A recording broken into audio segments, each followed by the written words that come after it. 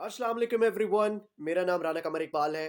उम्मीद करता हूँ आप खैरियत और आफियत से होंगे। मैं आपको वेलकम करता हूँ अपने यूट्यूब चैनल पर, द पॉलिटिकल एनालिस्ट पर। सबसे पहले तो मैं आपसे माज़रत करना चाहता हूँ क्योंकि मैं बहुत दिनों से वीडियो नहीं बना सका।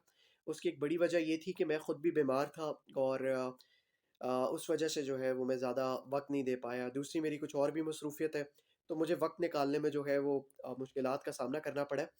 अच्छा लेडीज़ एंड जेंटलमैन, आज जिस टॉपिक के ऊपर मैं बहस करने वाला हूँ वो बुनियादी तौर पर पाकिस्तान का जो एयर फोर्स का एक एयरक्राफ्ट है, दैट इज़ JF-17 थंडर। और ये 23 मार्च 2023 के अंदर पाकिस्तान ऑफिशियली तौर पर इसका जो ब्लॉक 3 वर्जन है वो अपने अंदर इंडक्ट करने जा रहा है एयरफोर्स के अंदर। तो इसके ऊपर बहुत सारी वीडियोस आपको वैसे तो यूट्यूब पर मिल जाएंगी और आपको इसके फीचर्स भी मिल जाएंगे। आपको बहुत सारी बातों के साथ जो है इसे एक्सप्लेन किया गया है।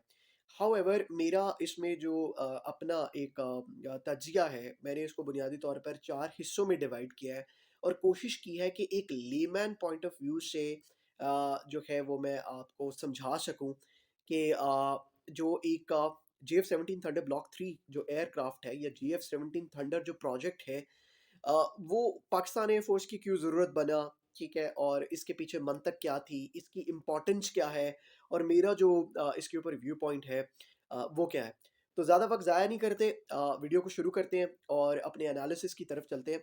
सो बेसिकली मैंने इस वीडियो के अंदर अ, इस पूरे टॉपिक के अंदर जो चीज़ों जिन टॉपिक के ऊपर इसको डिवाइड किया है वो बुनियादी तौर पर ये है कि इसको 4 हिस्सों में मैंने डिवाइड किया। सबसे पहला हिस्सा जो है वो हमारा जो टोटल ओवरऑल एक एयरफोर्स का स्ट्रक्चर है उस पर हम बात करेंगे। उसके बाद जो दूसरी हम बात करेंगे वो इसकी जो हमारी इसकी इस प्रोजेक्ट की जो इम्पोर्टेंस है उसके ऊपर बात करेंगे। तीसरा जो इसका पार्ट है वो कि पाकिस्तान की जो इसके ऊपर थिंकिंग थी वो क्या है, उस पर बात करेंगे। और जो मेरा व्यू पॉइंट है, एक ओवरऑल जो एनालिसिस है उसके ऊपर जो है हम लोग इस पर बात करेंगे। ठीक है, तो लेट्स स्टार्ट। सबसे पहले तो मैं आपको ना पाकिस्तान एयरफोर्स का एक ओवरऑल स्ट्रक्चर बताता चाहता हूँ। पाकिस्तान एयरफोर्स जो है आप सबको पता है 1947 के अंदर वजूद में आई। और पाकिस्तान एयरफोर्स जो है आप ये कह लें कि जैसे ही वजूद में आई तो पाकिस्तान के पास कोई इंफ्रास्ट्रक्चर तो मौजूद नहीं था। और पाकिस्तान के पास जब इंफ्रास्ट्रक्चर मौजूद नहीं था तो उस इंफ्रास्ट्रक्चर बिल्ड करने में वक्त लगना था। लेकिन at the very same time आपको इंडिया जैसे एडवर्सरी के लिए अपनी एयरफोर्स को, अपनी नेवी को और अपनी मिलिट्री को तैयार करना था। तो आपने क्या किया कि आपने जो सबसे पहली चीज़ की वो ये थी कि आप वेस्ट की तरफ गए। इवन आपने, अगर आपने कॉन्स्टिट्यूशनल जब अगर आप डेवलपमेंट को पढ़ें तो आपको नज़र आएगा कि हमारा जो पूरा का पूरा जो सिस्टम है वो वेस्टर्न प्रोन कैसे बना और किस तरीके से हमारी जो एयरफोर्स है वो भी फिर वेस्टर्न इक्विपमेंट्स की तरफ जाना शुरू हो गई। ठीक है, उसकी एक बड़ी वजह और भी है कि वेस्टर्न इक्विपमेंट जाने की वजह ये थी कि अमेरिका वर्ल्ड वॉर 2 के बाद एक एक कोल्ड वॉर चल रही थी और एक बाइपोलर वर्ल्ड था जिसके अंदर अमेरिकन जो हैं उस टेक्नोलॉजी में बहुत ज़्यादा एडवांस हो रहे थे। तो पाकिस्तान को एक ऐसे साथी की ज़रूरत थी, एक ऐसे आप ये कह लें कि हमदर्द की ज़रूरत थी जिनसे वो अपने लिए जो कि वो वेपन्स और एयरफोर्स के लिए, नेवी के लिए, इन तमाम के लिए चीज़ें बाय कर सकते हैं। सो पाकिस्तान सबसे पहले वेस्टर्न जो है उन्होंने फाइटर एयरक्राफ्ट की तरफ गया। इसकी आपको ब्रीफ हिस्ट्री मिल जाएगी जिसके अंदर पाकिस्तान ने मुख्तलिफ एयरक्राफ्ट जो है उनको बाय किया। और F-16 हमारे सामने मौजूद है। F-16 से पहले हम लोग और भी तैयारे इस्तेमाल करते रहे और F-16 ख़ास ज़िक्र मैं इसलिए कर रहा हूँ क्योंकि F-16 जो है वो पाकिस्तान का प्राइड भी समझा जाता है और पाकिस्तान ने उसे एक अच्छे खासे नंबर में इंडक्ट भी किया हुआ है। और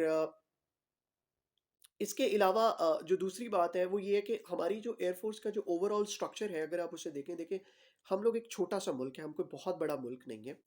और उस हिसाब से हमारी जो एयरफोर्स है वो भी एक स्मॉल एयरफोर्स है, बहुत ज़्यादा बड़ी एयरफोर्स नहीं है। मतलब अगर आप कंपैरिजन करते हैं विद चाइना, इंडिया या फिर यूएसए या रशिया के साथ जैसे ममालिक के साथ, तो हम उनके मुकाबले में कोई बहुत बड़ी एयरफोर्स नहीं है। हमें जैसे जितनी हमारा लाइक रकबा है या जितनी हमारा एक जो टोटल बजट है उसके अंदर जो ओवरऑल हमारी मैनेजमेंट उस हिसाब से हम एक स्मॉल एयरफोर्स है। ठीक है। अच्छा, दूसरी उसके अलावा हमारे पास जो लिमिटेड बजट, जैसे मैं कह चुका हूँ, जो लिमिटेड बजट हमारे पास मौजूद है उसके अंदर रहते हुए अपनी एयरफोर्स ने इसका स्ट्रक्चर जो है एयरफोर्स ने इसका डेवलप किया, और एयरफोर्स को जितना बजट दिया गया उसी हिसाब से उन्होंने आगे परचेजिंग भी की। इसके अलावा अगर आप पाकिस्तान एयरफोर्स के स्ट्रक्चर को देखते हैं तो आपको ये चीज़ जो है वो बखूबी नज़र आएगी कि पाकिस्तानी एयरफोर्स जो है उसका कोई एक्सपेंशनिस्ट व्यू पॉइंट नहीं है। मिसाल के तौर पर जैसे अमेरिका है, अमेरिका एयरक्राफ्ट कैरियर्स रखता है। एयरक्राफ्ट कैरियर्स वो क्यों रखता है?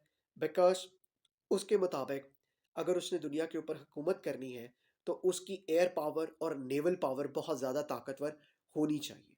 ठीक है, और इसी बेस के ऊपर आपके पास जो अमेरिकन्स हैं वो एक आप ये समझ लें कि मॉडर्न वर्ल्ड के अंदर उनकी एक्सपेंशनिस्ट सोच है, लेकिन नॉट इन अ सेंस कि वो कोई कॉलोनाइजेशन करना चाहते हैं या उस तरीके से उनकी कोई है, लेकिन ओवरऑल जो एक ग्लोबल पुलिसमैन का जो कॉन्सेप्ट है अमेरिका के बारे में वो उसे जब एग्जीक्यूट करता है तो वो एक एक्सपेंशनिस्ट रोल ही समझा जाता है कि आप दूसरे मुल्कों के कॉन्फ्लिक्ट्स के अंदर जब इन्वॉल्व होते हैं, जैसे कि हमने देखा है कि अमेरिका किस तरीके से इन्वॉल्व होता रहा है। एनीवे, उसके अलावा अगर आप अगली बात करते हैं तो पाकिस्तान एयरफोर्स की जो एक बहुत बड़ा मसला रहा है पाकिस्तान एयरफोर्स के साथ कि पाकिस्तान एयरफोर्स जो है वो बुनियादी तौर पर जितने भी तैयारे इस्तेमाल करती रही है वो सारों के सारों के अंदर जो है वो एक जनरेशनल गैप रहा है। अब जनरेशनल गैप क्या होता है? जनरेशनल गैप से बुनियादी तौर पर मुराद ये है कि देखिए हमारे यहाँ ना जनरेशन चलती रही हैं। जैसे हमारे यहाँ एक गाड़ियों की जनरेशन है, इसी तरीके से एयरक्राफ्ट फाइटर जेट्स की भी एक जो है वो जनरेशन चलती रही है। जैसे फर्स्ट जनरेशन के तैयारे थे, सेकंड जनरेशन के तैयारे थे, थर्ड जनरेशन के तैयारे आए, अब फोर्थ जनरेशन, फिफ्थ जनरेशन और अब सिक्स जनरेशन जो है वो आपके सामने मौजूद है। तो पाकिस्तान एयरफोर्स का जो ओवरऑल स्ट्रक्चर रहा है उसके अंदर हमेशा से अगर पाकिस्तान थर्ड जनरेशन का तैयारा इस्तेमाल करता तो साथ उसके सेकंड जनरेशन का तैयारा होता था। अब जैसे पाकिस्तान ने फोर्थ जनरेशन के अंदर F-16 जब इंडक्ट किए तो उनके पास थर्ड जनरेशन के अंदर आपके पास मिराजेस थे, मिराज 3 और मिराज 5, और इसी तरह आपके पास जो थर्ड जनरेशन के अंदर कंसिडर किया जाता है दैट इज़ मिग 21, जो पाकिस्तान ने F-7 के नाम से जो है वो बाय किया हुआ है, जो कि एक चाइना की आप ये समझ लें चाइनीज़ कॉपी है ऑफ मिग 21 जो कि रशियन ओरिजिन से था। सो पाकिस्तान हमेशा से एक जनरेशनल गैप के अंदर जो है वो रहा है। तो ये एक ओवरऑल एयरफोर्स का हमारा आप ये कह लें कि स्ट्रक्चर है जिसके ऊपर मैंने एक काफ़ी अच्छा आपको जो है वो डिटेल में कुछ पॉइंट्स जो है वो आपको बताए हैं। अब थोड़ा सा आगे बढ़ते हैं और अब हम जानने की कोशिश करते हैं कि पाकिस्तान एयरफोर्स की जो थिंकिंग थी JF-17 थंडर को लेके वो क्या थी। देखिए बात सुने, बात ये है कि हमें ये चीज़ समझना बहुत ज़रूरी है कि पाकिस्तान के कुछ पास्ट एक्सपीरियंसेस रहे हैं। उन पास्ट एक्सपीरियंसेस में हमने देखा है कि पाकिस्तान एयरफोर्स ने जब वो वेस्ट की तरफ गया उनके तैयारे लेने लगा तो हमें जो है वो एक आप ये समझे कि जैसे मास्टर और स्लेव्स का कॉन्सेप्ट होता है उस तरीके से हमें भी ट्रीट किया गया। आप ये समझे कि हमें कभी भी इक्वल्स का जो है वो दर्जा नहीं दिया गया अमेरिकन की तरफ से। हमें हमेशा से यही दिखाया गया कि जनाब अमेरिका ने हमेशा हमें एक सिक्योरिटी सेंट्रिक स्टेट के तौर पर जो है वो हमेशा देखा है और अपने इंटरेस्ट को साउथ एशिया के अंदर और इस अरेबियन सी और ये जो सारा हमारा ख़ित्ता है इसके अंदर अफ़गानिस्तान की अगर आप बात कर लें, ठीक है, इसी तरह जो आपके पास सेंट्रल एशियन रिपब्लिक्स है उनको मद्देनज़र रखते हुए एक सिक्योरिटी जो स्ट्रैटेजिक डेप्थ होती है उसके नज़रिए से हमें देखा है। और इसलिए वो हमें आप ये समझे कि उन्होंने कभी भी अपना हाथ खुल के पाकिस्तान को सपोर्ट नहीं किया, पाकिस्तान की मिलिट्री ज़रूरियात को पूरा नहीं किया। तो लिहाजा पाकिस्तान के 1971 के अंदर एक्सपीरियंसेस, उसके बाद 1998 जब आपने न्यूक्लियर एक्सप्लोजन्स की उसके बाद के जो एक्सपीरियंसेस हैं वो सब आपके सामने मौजूद है। ठीक है, तो लिहाजा पाकिस्तान ने ये सोचा कि क्यों ना हम एक खुद मुख्तारी की तरफ जाएं, हम सेल्फ रिलायंस की तरफ आएँ। ठीक है, और एक ऐसा तैयारा क्रिएट करें जो ना सिर्फ हमारी ज़रूरियात को पूरा करे बल्कि वो एक कॉस्ट इफ़ेक्टिव सोल्यूशन भी जो है वो जो है वो बनकर सामने आए। ठीक है, और एक ऐसा तैयारा जो कि मल्टी रोल हो। देखिए अब बात ये है कि दुनिया के अंदर जो जितने भी तैयारे हैं ना उनके अंदर अभी भी एयर फोर्सेस अटैकर बॉम्बर और फाइटर एयरक्राफ्ट्स को इस्तेमाल करते हैं, लेकिन अब ये सारी की सारी चीज़ें जो हैं वो मिक्स हो गई हैं और वो multi role all weather aircrafts की तरफ शिफ्ट हो रही हैं। तो पाकिस्तान ने इन तमाम चीज़ों को नज़र रखते हुए जो है वो एक ऐसे प्रोजेक्ट की तरफ जाने की ख्वाहिश ज़ाहिर की जो पाकिस्तान एयरफोर्स की ज़रूरियात को पूरा करती हो। और सबसे ज़्यादा इम्पॉर्टेंट जो चीज़ थी वो ये थी कि पाकिस्तान एयरफोर्स जनरेशनल गैप को ख़त्म करना चाहता था वाइल रिमेनिंग इट्स जो आपका एक लो बजट है उसके अंदर रहते हुए। ठीक है, तो ये पाकिस्तान की पूरी सोच थी।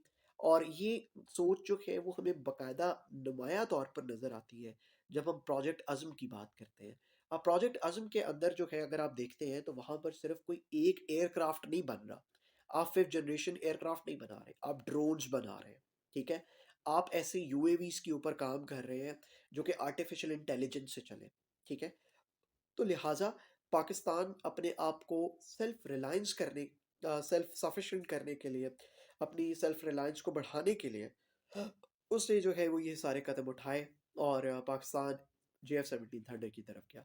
ठीक है, अब मैं ज़रा आपको एक ओवरऑल एनालिसिस देता हूँ इसके ऊपर। जो मेरा व्यू पॉइंट है कि अभी तक हमारे पास जो ब्लॉक 3 इंडक्ट हुआ है उसका अगर मैं एक आपको एक व्यू पॉइंट दूँ अपना, वो क्या है? देखिए, बात ये है कि JF-17 थंडर ब्लॉक 3 जो है वो बुनियादी तौर पर एक लाइट कॉम्बैट एयरक्राफ्ट है।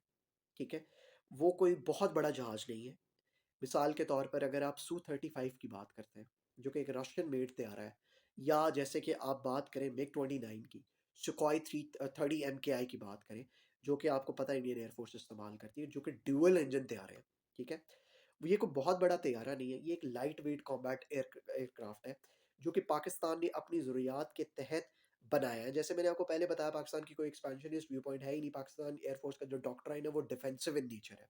तो उसको मज़े रखते हुए पाकिस्तान ने जो है वो ब्लॉक बिल्डिंग का कॉन्सेप्ट इंट्रोड्यूस करवाया और आपके पास ये एक ऐसा पोटेंट प्लेटफॉर्म क्रिएट किया जो कि मल्टी रोल है।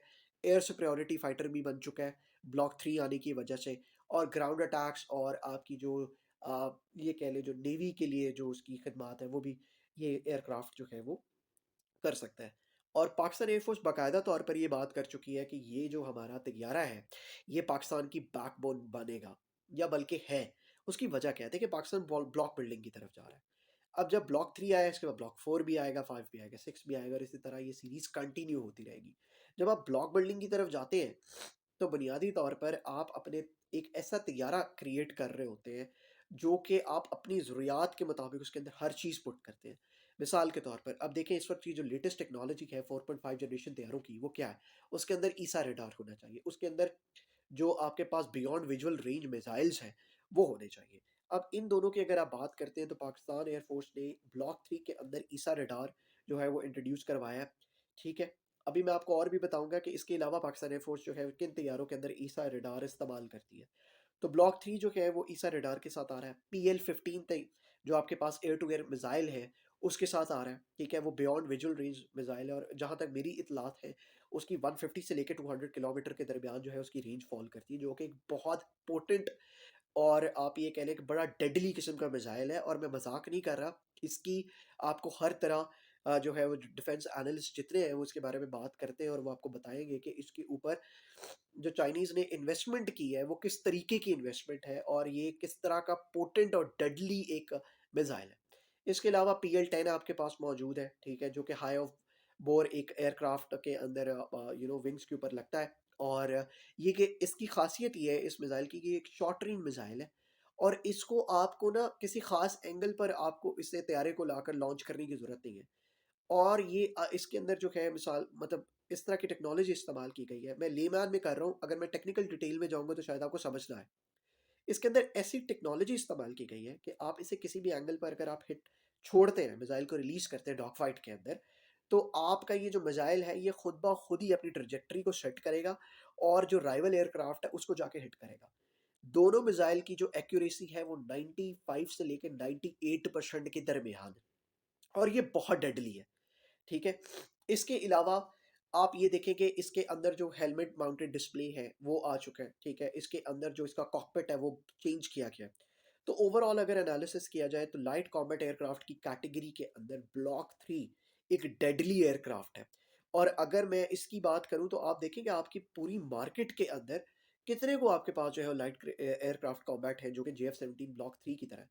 क्या आपके पास तेजस है? इंडियन तेजस की अगर आप बात करते हैं तो वो तो अभी तक जो है वो रोल आउट ही नहीं हुआ। मिसाल के रोल आउट से मुराद ये है कि वो अपनी इंडियन सर्विस के अंदर जो है वो अभी तक प्रॉपर इंडक्ट नहीं हुआ, ठीक है। और उनका जो ब्लॉक 1 है उसके अंदर कोई ईसा रडार नहीं है। ब्लॉक 2 के अंदर हाँ वो ईसा रडार पर काम कर रहे हैं, जो कि एक बहुत अच्छी चीज़ है। लेकिन अभी तक तेजस जो है वो भी JF-17 थंडर का जो ब्लॉक 3 है, वो देखिए हमने तो वो बात करनी है जो इस वक्त आपकी सर्विस के अंदर मौजूद है। ब्लॉक 3 के मुकाबले में इंडिया के पास इस वक्त लाइट कॉम्बैट एयरक्राफ्ट में जो उनका तेजस है वो अभी तक मौजूद नहीं है, ठीक है। तो लिहाजा इसके अलावा दूसरा पॉइंट ये है कि पाकिस्तान जो कि एयर सुपरियॉरिटी का रोल भी मल्टी रोल के अंदर, क्योंकि आपको पता है कि ये तैयारा परफॉर्म कर सकता है, उसके अंदर भी पाकिस्तान अब जो है वो ब्लॉक 3 को यूटिलाइज करेगा। मेरी इतलात के मुताबिक पाकिस्तान अपने 3 स्क्वाड्रन जो कि ऑफेंसिव रोल के ऊपर होंगे, उनके अंदर JF-17 थंडर ब्लॉक 3 को जो है वो इंडक्ट कर रहा है। और इसकी इंडक्शन से जो है वो बहुत सारा सीन जो है वो बदलने वाले हैं। और आप ये समझे कि एक जो जनरेशनल गैप है जिसकी मैं बात कर रहा था वो ख़त्म हो रहा है, ठीक है। अब मैं इसकी आपको एक और बात बता दूं कि पाकिस्तान ने भी रिसेंटली एक एयरक्राफ्ट कंडक्ट किया जो कि J10C एयरक्राफ्ट है, जो कि चाइना मेड है। और आप ये मान लें कि वो अ, एक 4.5 जनरेशनल तैयारा है, उसके अंदर ईसा रडार मौजूद है। पाकिस्तान इस वक्त ऐसे 2 तैयारे इस्तेमाल कर रहा है, या आप ये समझे कि करने वाला है। पहले तो J10C है जिसके अंदर ईसा रडार है, उसके अलावा आपके पास JF-17 थंडर है ब्लॉक 3 जिसके अंदर ईसा रडार मौजूद है। तो ये वो 2 तैयारे हैं जो ईसा रडार के साथ इस वक्त मौजूद है, और दोनों तैयारे PL-15 के साथ आते हैं। तो और दोनों ही तैयारे, मज़े की बात ये है कि 4.5 जनरेशन से। इसका मतलब ये है कि पाकिस्तान एयरफोर्स अपने ऑब्जेक्टिव्स को अचीव कर रही है, जिसके अंदर 4.5 जनरेशन के जो 2 तैयारे हैं वो ऑन स्पॉट आ चुके हुए हैं। ठीक हो गया। और I guess that is it. Future के अंदर पाकिस्तान एयरफोर्स बहुत ज़्यादा काम कर रही है इस वक्त, उसने बहुत ज़्यादा इन्वेस्टमेंट की हुई है। और उनकी कोशिश है कि जैसे हमारे ब्रदरली नेशंस हैं जिसके अंदर तुर्की हमारे सामने मौजूद है। अब तुर्की जो है उनमें उन्होंने अभी जो अनमैन्ड UAV जो बनाया है, जो कि एक बुनियादी तौर पर फिफ्थ जनरेशन के साथ वो इस्तेमाल करेंगे, एक आर्टिफिशियल एक लॉयल विंगमैन ड्रोन के तौर पर इसे इस्तेमाल करेंगे, वो बनाया है। फिर इस तरीके से उन्होंने अपना फिफ्थ जनरेशन तैयारा जो है वो रोल आउट कर दिया है, जो कि पाकिस्तान के लिए एक बहुत अच्छी अच्छी न्यूज़ है, क्योंकि पाकिस्तान उनसे बाय कर सकता है, उनके साथ ट्रांसफ़र टेक्नोलॉजी कर सकता है। तो इन शॉर्ट पाकिस्तान की जो एयरफोर्स है उसका फ्यूचर ब्राइट है। जिस टैक्टिक्स के साथ पाकिस्तान एयरफोर्स चल रही है उसके मुताबिक वो सक्सेसफुल है और किसी भी एडवर्सरी का मुंह तोड़ जवाब दे सकती है। तो ये था आज का एनालिसिस। उम्मीद करता हूँ आपको पसंद आया होगा। अगर आपको ये पसंद आया तो प्लीज़ मेरे चैनल को लाइक और सब्सक्राइब करें, बेल आइकन को दबा दीजिए ताकि आपको आने वाली वीडियोस जो है वो मिलती रहे। तो अभी मैं जानता हूँ कि इंशाल्लाह ताला आने वाली वीडियोस के अंदर मैं और ज़्यादा इम्प्रूव करता जाऊँगा चीज़ों को, जैसे जैसे मैं लाऊँगा। उम्मीद करता हूँ आप आज की वीडियो जो है आपको पसंद आए। अपना ख्याल रखिएगा, अपने चाहने वालों का ख्याल रखिएगा। पाकिस्तान जिंदाबाद। अल्लाह हाफिज़।